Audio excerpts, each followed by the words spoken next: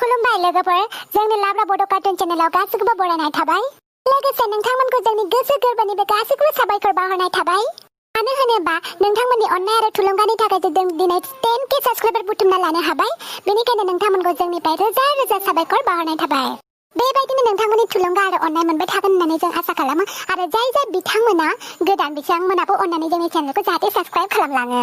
आय अमा राजा माबा मोनसे बुंहर मा हाजोबो थागो खुलुमबाय लोगोफोर आं अमा राजा बयनिबो खाजा आरो नोंथांमोनखौ जोंनि लाब्रा बड' कार्टुन चेनेलाव गासिखौबो बरायनाय थाबाय आरो आंनि अननायखौबो जासिहरनाय थाबाय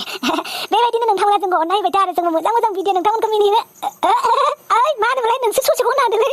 अमा राजानाबाथाय बेबायदिनो गाज्रि मोननाङा लोगोफोर आं अमा राजानि जानानै निमाहा बिबाय